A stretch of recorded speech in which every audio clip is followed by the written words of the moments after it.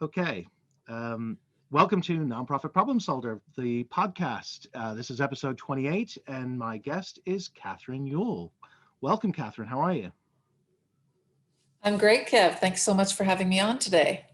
Well, it's my pleasure. And our question for the day, and the problem we're going to look to solve, is major gifts, if not now, when? So, Cathrine, tell us a little bit about yourself and about your background, and then we'll jump right in. Sure. Thanks, Kev. So I've been working in the nonprofit world for my entire career. In my earlier years, of course, I was just getting started and really from those entry level positions, getting a bird's eye view of the importance of fundraising to the ability of nonprofits to deliver on their mission and have an impact in the world. So that's really what got me fired up and inspired about the role that fundraising could play in having such a tremendous impact, which is really what I find so many people are seeking in their lives: meaningful work, work where they can make a difference. So that led me on an exciting career path. And eventually I found myself 10 years in the role of executive director of a small nonprofit. And it was in that role that I really learned the challenges that exist for the smaller nonprofit when the executive director or the executive director and maybe one staff member are responsible for all the things related to fundraising.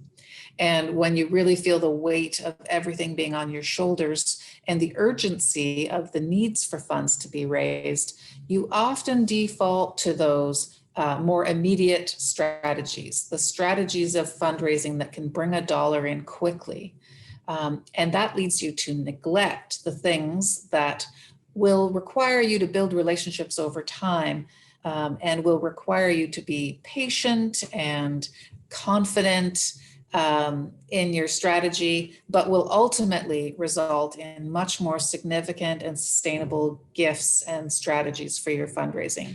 So, knowing that I had those struggles as an executive director, and yet really discovering that that relationship building fundraising work was just what called to me, what I was really inspired to do, led me to take a position at a much larger organization where I got to learn and go really deep on the art and science of major gift fundraising. And so since that time, I've been about 8 years now leading a team of 10 development officers who are all raising over $1 million a year. And I've really gotten to learn what it takes to sort of be organized and systematic and to coach the confidence and the focus into those young fundraisers.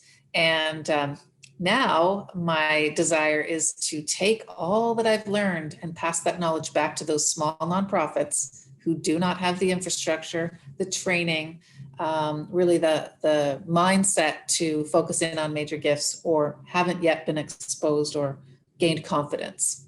Yes, well, the need is as major as the gifts, I would say, Yes. and just let's start at the very beginning.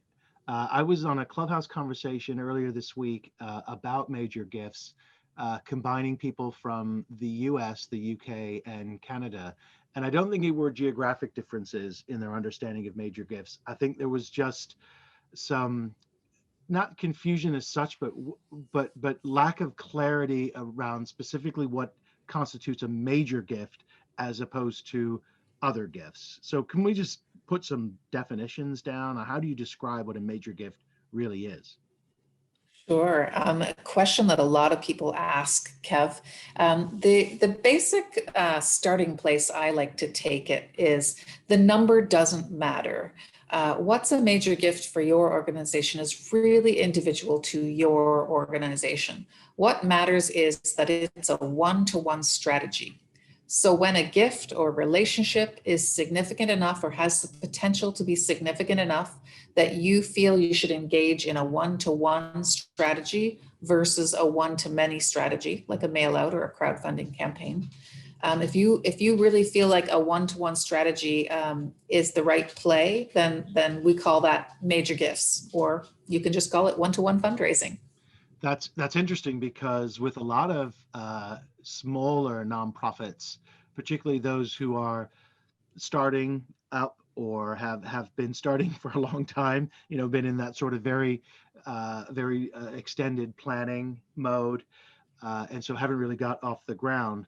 And they're really still raising funds. They're not necessarily eligible for grants. So they are doing one-to-one fundraising. So does it complicate your definition if the brand new startup nonprofits who are pursuing one-to-one fundraising through their small working board and the network associated with that small working board, would that constitute then major fundraising? In other words, almost everything they're doing that's not like a potluck dinner or a Facebook campaign.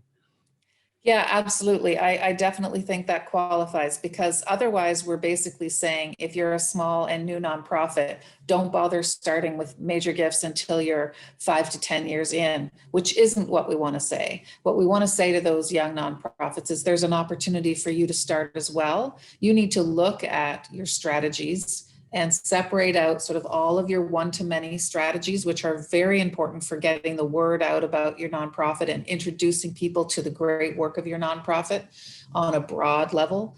But the one-to-one strategies, it's really up to you to decide. And of course, once you've been receiving gifts for 10 or 15 years, mining your data and strategically focusing your time on those people who've given solid indications that they have growing interest and capacity is where we want to get to. But I don't ever want a young, new nonprofit to feel like they can't get started. If you're working with someone, if you've sent a mail out to someone and they sent you a $200 check and that's the largest gift you've ever received, I want you to form a one-to-one relationship with that individual, even if it's just $200, because that's the biggest indication you have of someone having interest and capacity. So that's interesting too, because I love this distinction between the one-to-one and the one-to-many. It's very simple and easy to understand, and divorces the idea of the effort from the size of the gift. It's really about the nature of the relationship. And I think startups and small nonprofits understand that. Never mind the larger ones. They get fundraising is relationship building, but this core of donors that for whom you have a one-to-one relationship is really your major gift strategy. So everyone's doing it from the very beginning. They might just not recognize it as such. Right. And the idea is you can't scale that model. So once you get to a certain size, you will have to put a plan in place that is a one-to-many strategy for gifts under a certain level, because you really won't be able to scale a one-to-one relationship with every donor. So you will focus your efforts on those people who now you have redefined.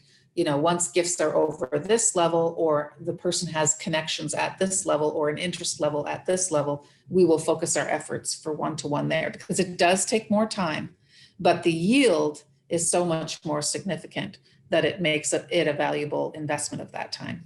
And that one-to-one applies not just to, say, the founder or the executive director. It could be anybody on the board, for example, who is working a one-to-one relationship in his or her network. Exactly. And you want to demystify and get the fear removed from the idea of doing something like major gifts. Maybe we should stop calling it major gifts, which probably frightens some people away, and give them some easy tasks. Engagement is really the name of the game at the beginning. So while we can approach some foundations and some corporations as major gifts, because they will be relationship based in some cases. So I would include them on my major gift list if they were relationship based foundations and corporations. While we will include those, most are going to be individuals, people that we have engaged in some way or another with our organization, who've somehow put their hand up to say they care about what we do. Mm-hmm. And we need to remember that the typical major gift engagement pathway takes 18 to 24 months. And in 18 to 24 months, you will likely find a strategic way to engage that donor or potential donor 6 to 9 times before you make that what you consider a major gift ask. So the 6 to 9 engagements or touches you have with that donor can be a lot of different things. One might be the fundraising officer taking them for coffee and getting to know them and find out whether they actually have an interest and some capacity. Another might be inviting them to an event to sit at the VIP table with the board chair. Another might be to come back to the back side of operations and see how the soup kitchen runs. Then you might send them a follow-up article on something they were particularly interested in. So all of these things count as the touches along that 18 to 24 month typical pathway. And then your whole time that you're engaging them, you're learning more about what they care about and describing what projects you are undertaking. And you're looking for where those two overlap, where you discover they have a passion to make a difference and that's something you're doing. That's where your ask is going to be. It's going to be on that project. Right. Okay. So I just want to mention as well that in some respects, you've got your one-to-many fundraising effort, and we're describing this as the one-to-one. But in some cases, it could be a many-to-one if you're talking about different members of the development team, if you're staffed that way, but also different members of your board, so that this prospect, shall we say, of those 6 to 9 touches could come from different people. Yes, but you do want one person to sort of manage the strategy on that. So you get these individuals who you're including on your one-to-one list or many-to-one, as you've described. Because at the beginning of the year, you want to be strategic. You want to be thoughtful about how you're going to engage these people. Because if you just think loosely, I'm going to do some major gifts with some people, and you don't put it down into a plan, the likelihood is you just won't do it. You'll get to the end of the year and say, oops, I forgot to engage that person, or I did once but didn't get back there. So you make a strategy. One person being in charge of making the strategy is great. Definitely bring in different players, different people to partner with you on that engagement. And the other important thing that you raised there, Kev, that I think all fundraisers, whether they're the CEO, the board chair, or a professional fundraiser, should know or should practice is you might be responsible for forming a one-to-one relationship with a donor in order to bring them closer. But remember that you are actually forming the relationship with the organization. So you don't want them to become so attached to you and your relationship with them. So regularly introducing them to other key players in the organization is really important, because the truth of the matter is, in fundraising for nonprofits, we have a high turnover rate right now, which really works against us in developing relationships and relationship development businesses. So you need to really encourage your team not to be thinking about when they're going to jump ship and leave their job, because we want them to stay and be with our organization for a long time and develop great relationships. But remember to be forming those ties with other people in the organization so that should something change, there isn't a big loss for the organization. Their time invested is still time invested in terms of their relationship with that potential donor. And the sustainability is really the key thing here.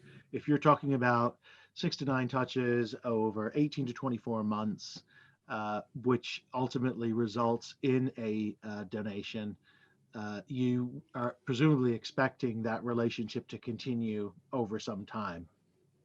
Yes, so the best next major gift is the best well-stewarded last gift. So you're always going to be cycling a well-engaged donor to the next level and the next level and the next level, assuming that you're still delivering an impact that means something to them in their heart,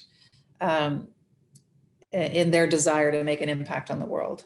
So yes, you are going to invest time and it's going to grow over time. Your donor retention is absolutely key. Well, if you put all that effort in, and I think this is the key thing that I try to impart to founders or to people who are in those early stages and are small and looking for donors. It doesn't happen overnight, but you can't wait to get started. Right. Yes, you can't wait because if you look at the mature organizations, really anyone who's got a robust fundraising strategy for their organization, they will report. They will if they examine their numbers on average, 80% of their giving will come from their top 20% of their donors. So, are you going to leave 80% of potential funds raised for your organization off the table because you never undertook major gifts? Yeah, and I was going to ask you about those sorts of ratios because I've heard them from other people associated with major gifts or who support executive directors and development directors and boards to make the ask. The ratios around anywhere from sort of 50 to, as you said, sort of 75, 80% of your individual giving is going to come from these handful of major donors. Yeah, and if you're not at those ratios yet, it's because you haven't started doing major gifts or you're just getting started. It takes time to get to that kind of maturity level. And by no means does that mean neglect your one-to-many strategies, because you will not have anybody in the pipeline for potential major gift donors if you're not doing those first-time gifts, renewal gifts, growth gifts. You need to be doing those strategies as well. But the major gift strategy will eventually, when mature, be providing just a significant, more sustainable portion of your revenue with very, very fewer donors. Right. And are you thinking when you say sort of that 80-20, is that 80% of the pot provided by individual donors or 80% of the budget overall? 80% of, well, when I look at revenues overall, but I guess I would have to do a closer examination. Maybe trends are changing.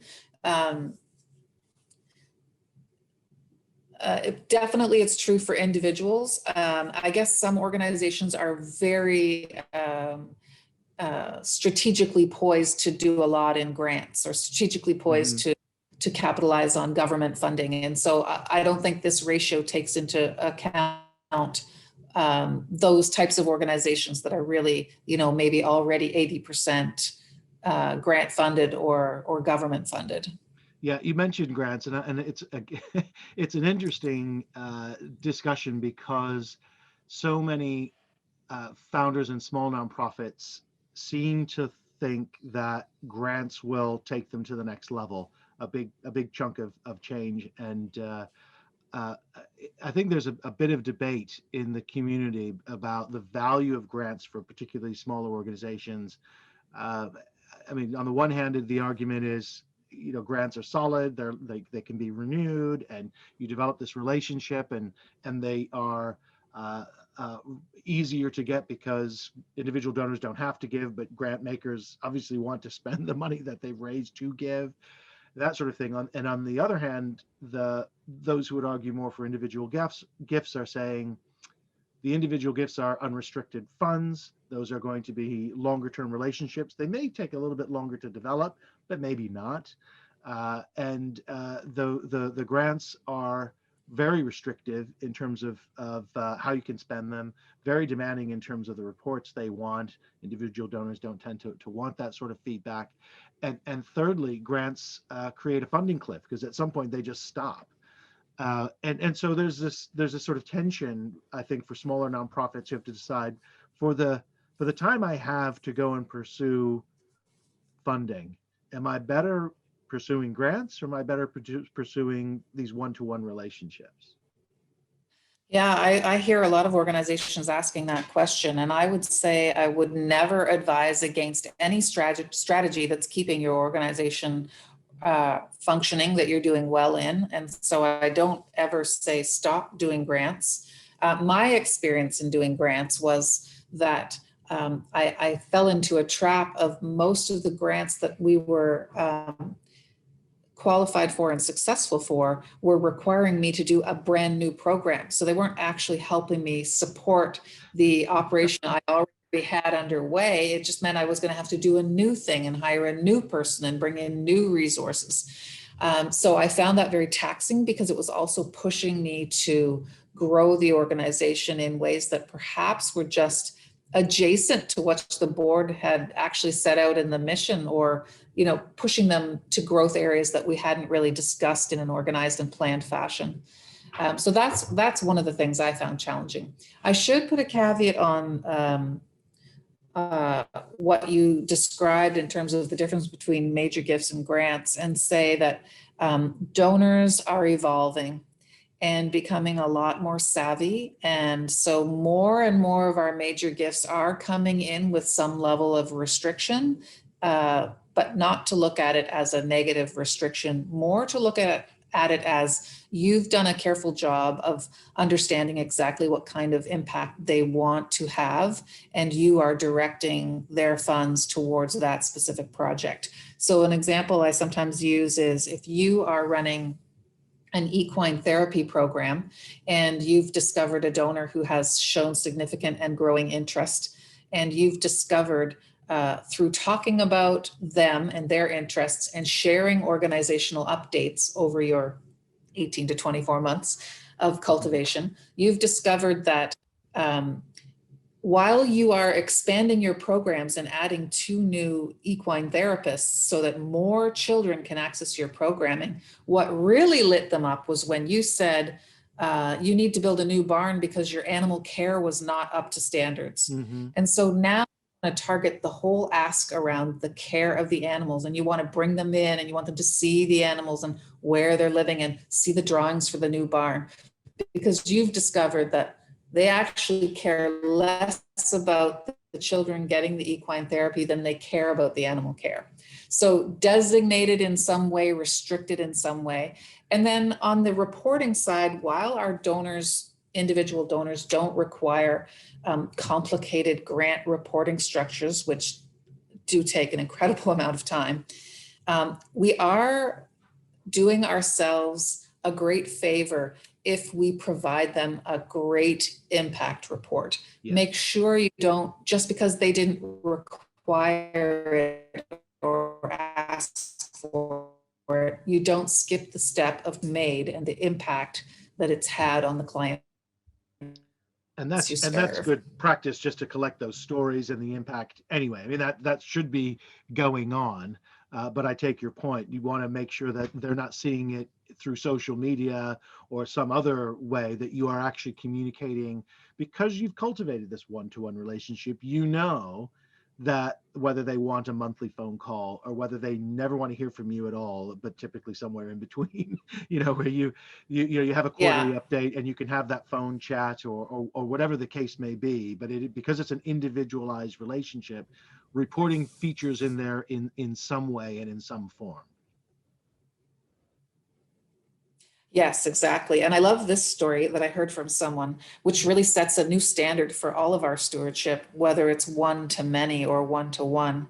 And it was a blood donation organization that did an amazing new thing. I mean, maybe this is common, but it surprised the heck out of me that I got an email saying, your blood just saved the life of someone at X hospital who was in a car accident or something like that. So that kind of direct impact. Now that was a blood donation, not a money donation, but you want to tell me I didn't run to my next blood donation clinic to make sure I could save another life? Because if you are just giving your money or your time or whatever, and no one ever gives you that feeling that you've had an actual impact, you don't have the same connection. So we want to give our donors that kind of experience. We want to say, I work for a university in my day job right now. And if I can put that donor together with the scholarship recipient who received their award this year, it's so much more meaningful than even just sending them a thank you letter from the student or a thank you letter from ourselves. If I can then send them a letter 5 years later and say, I know you have a student recipient this year, but the student you supported 5 years ago is now a Rhodes Scholar and just change them to have made a difference in the world. Yeah, that's huge, and I think that applies again across the board to volunteers who donate their time, and to partners who donate their expertise, and as you said, to Exactly. people who donate materials and in-kind things, often overlooked in terms of stewardship and embracing them as part of the team, if you will. Um, I want to just press you, if I can, on this one question. If you were you have no Yeah, grants and you have no exactly. major donors. And I just wanted to add one thing. Sure. Sorry, we were talking over each other there just a moment.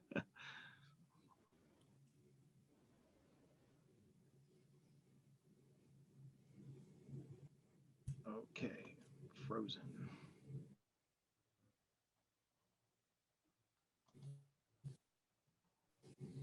Oh, there you are. You back? Can you hear me, Kev? Yeah, it's just broken up a little bit. Can you hear me all right?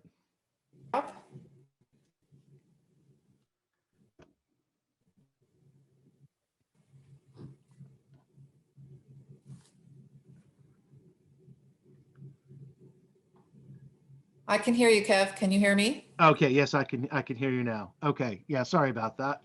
Um, so what I was going to ask you is just to help a new founder starting off decide between effort for writing grants, which is perhaps a new skill or a new challenge for them, versus developing some one-to-one relationships and putting the real effort into that.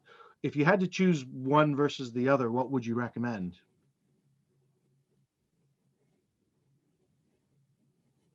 Well, I'm a major gifts coach, so I'm always going to say major gifts.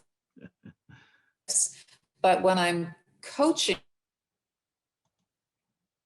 people to start off with major gifts in a reasonable amount of a portion of their time. So don't say that you're going to dedicate 100% of your time to major gifts.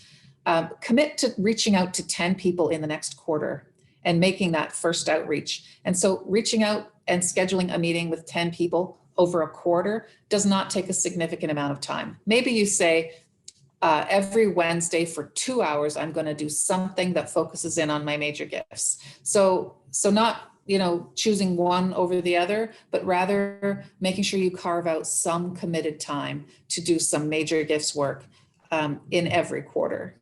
Yeah. Okay. And I think that's good advice, because what I often find is that people in their early years, even their first 5 years, as they start, they have a working board, and then as they grow, they start to bring in some paid support. At some point, that board is going to transition to an oversight board, and there's often these three phases.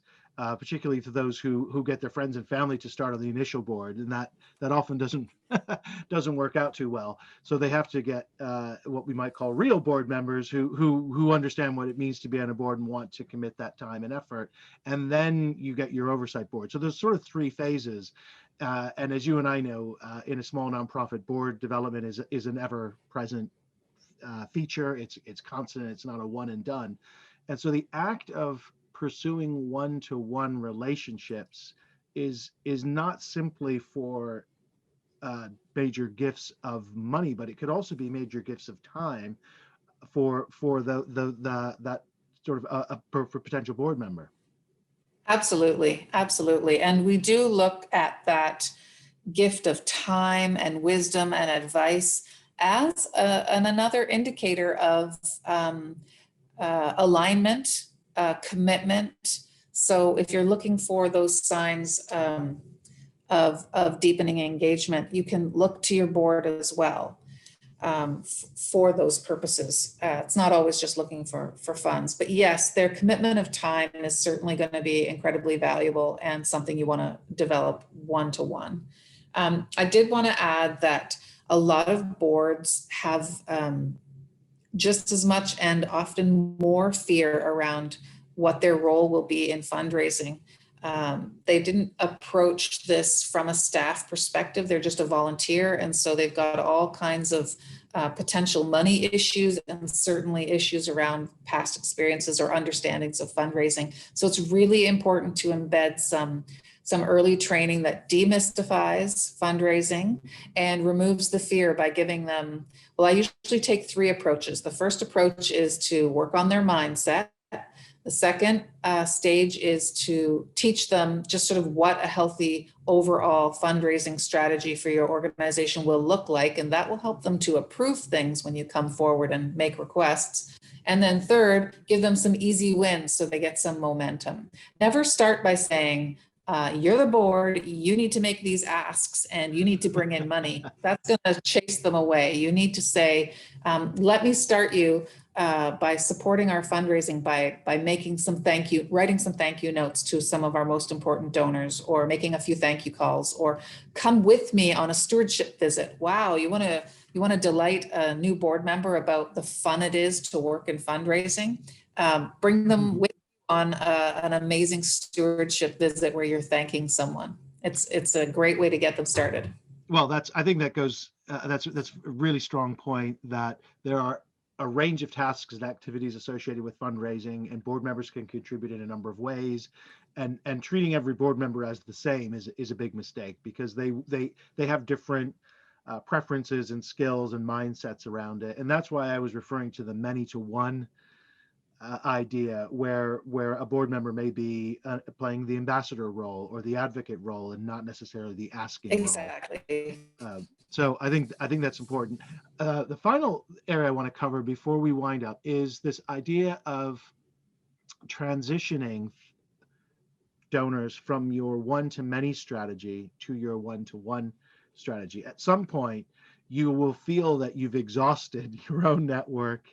Your board has said, "Hey, I've spoken to everyone I know," but you will have these one-to-many things that you've done, whether they're events or online programs or peer-to-peer.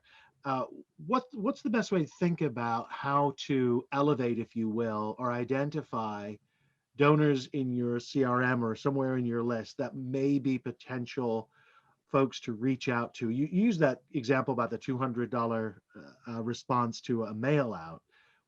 How should we be thinking about converting those one-to-many donors into one-to-one donors? Yeah, your database is going to be a gold mine once you start sort of having a few years behind you. And so you're looking for patterns of repeated giving, recently increased giving. And those are the individuals you should be pulling out and taking a closer look at them on another list. And then you could do other things, like compare some of those people you've pulled out on maybe let's call them a suspect list. I suspect they might have a higher level of interest. I suspect they might have a higher level of capacity, but I'm not sure yet.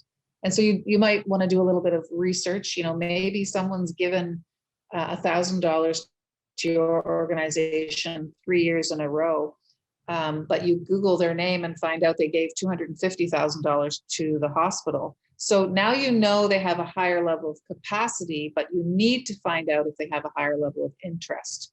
So look at your database as a gold mine, pulling out repeated giving and increased giving, but also pull out, think about age and stage. So people who are in the throes of child raising are often maxed out in terms of their ability to give at a major gift level. But people who've sort of reached an age and stage where they're maybe retiring, their kids all have careers of their own, are often ripe to be thinking about what kind of bigger impact they can make on the world. And they're ready for some of those bigger conversations, aspirational philanthropy conversations. So think about age and stage, and then think about if you've been around as an organization for a longer period of time, anybody who's been giving over 15 years is 80% more likely to be considering you for an estate gift, or would be willing to consider you for an estate gift. And I would put estate giving or planned giving or whatever you want to call it in the same category of work as the major gifts. That's one-to-one relationship building. So just lump those together. That's just whether the donor wants to give you a check today or wants to tell you the check is coming in my estate. Same relationship. Okay, yeah, that's really useful. But there's